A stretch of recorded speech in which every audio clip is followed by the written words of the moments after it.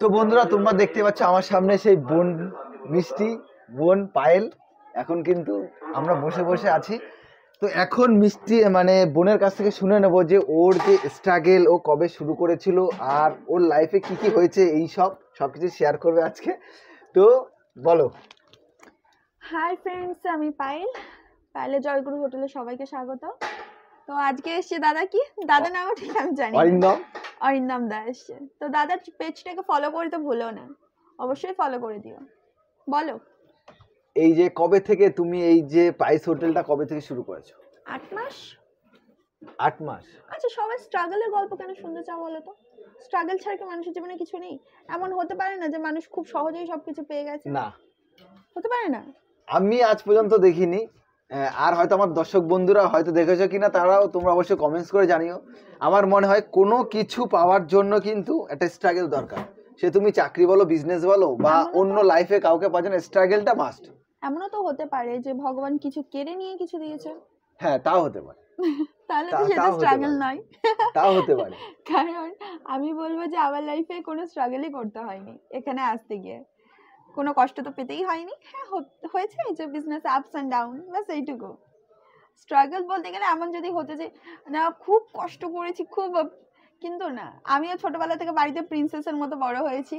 আমি বাড়িতে সবার ছোট, তো দাদা দিদি বাড়ির পরিবারের সব থেকে আদরের। তো কোনোদিন বাড়িতেও কোনোদিন কষ্ট করতে হয়নি। মাথার উপর মা ছিল, দাদা ছিল, দিদি ছিল। তো বাড়িতেও রানীর মতো থেকেছি। এখানে এসেছি, এখানেও তাই। এখন যদি বলতে পারো যে কিসের জন্য আমি এখানে এসেছি, হ্যাঁ, একটা কোথাও আর্নিং এর দরকার ছিল, ফ্যামিলি একটু প্রবলেম। কিন্তু যে খুব কষ্ট করি, বাপরে, আমার জীবন সিনেমাটিক, মানে খুব অথেন্টিক, খুব কষ্ট নিয়ে এসেছি না, তত কষ্ট পেতে হয়নি। আচ্ছা, মানে 4 মাস, তাই তো? 8 মাস। 8 মাস।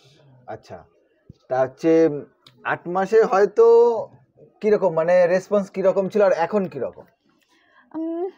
প্রথম যখন এসেছি তখন এখানে ওয়েটার ছিলাম, তো খাবার সার্ভিং এর কাজ করতাম। তো তখন মানুষজনের সাথে কথা বলতে ভালো লাগতো, তখন মানুষ চিনতে জানতো। কিন্তু এই 4 মাস পর এই সোশ্যাল মিডিয়াতে জন্য প্রচুর এসেছে। এখন তখন আমার নিজে কথা বলতে হতো, যে দাদা কি খাবেন, কি নেবেন।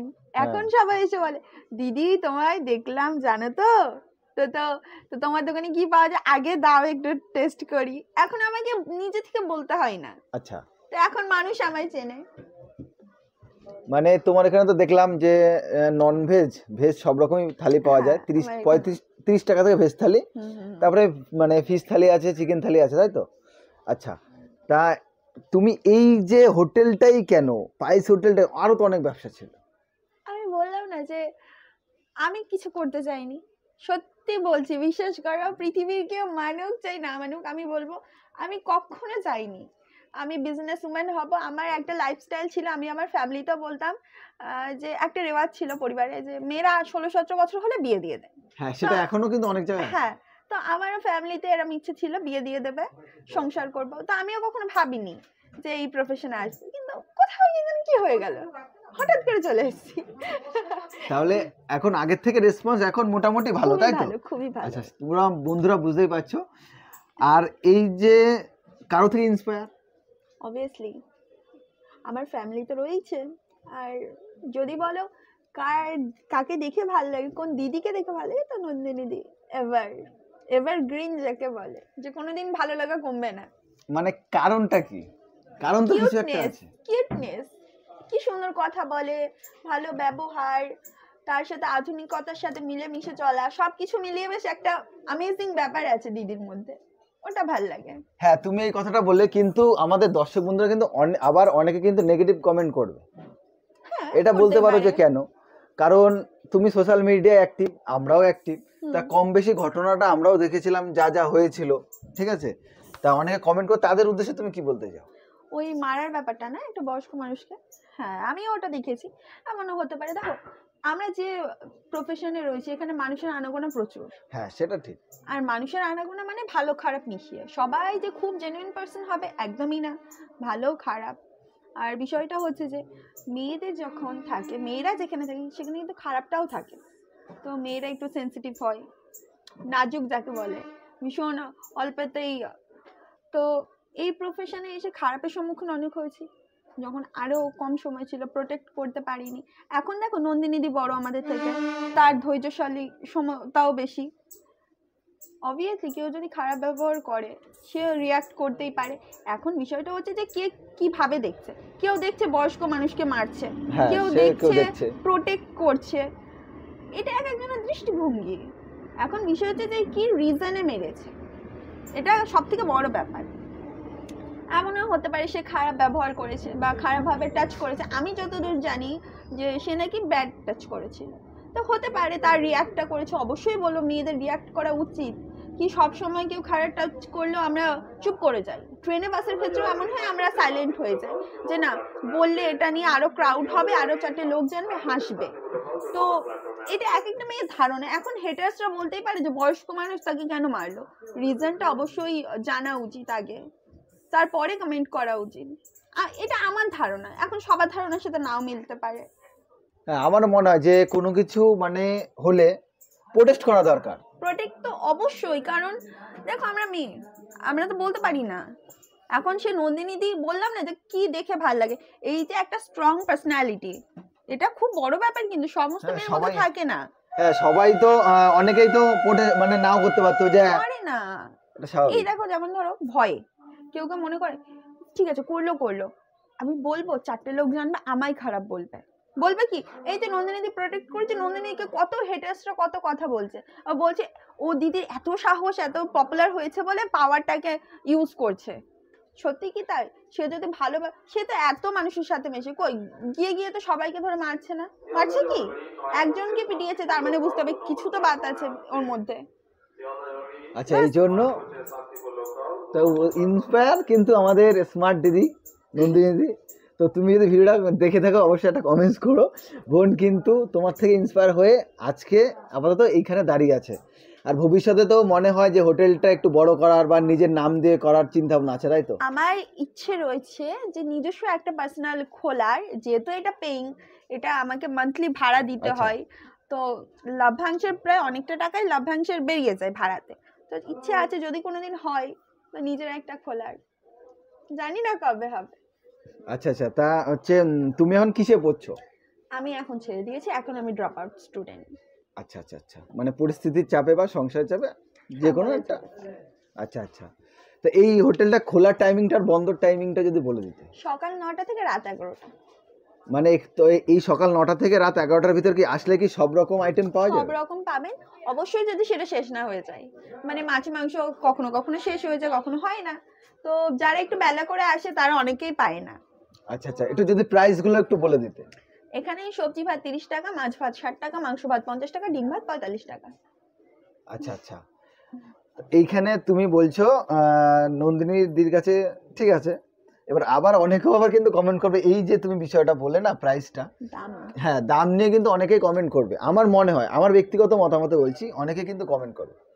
করবে তো, এবার এটা তো হেটার্সদের কাজ করবে কমেন্ট করা। যে 60 টাকা আর কোথায় তুমি নন্দিনী দি ইন্সপায়ার, ওখানে বলছে 150 টাকা বা 200 টাকা।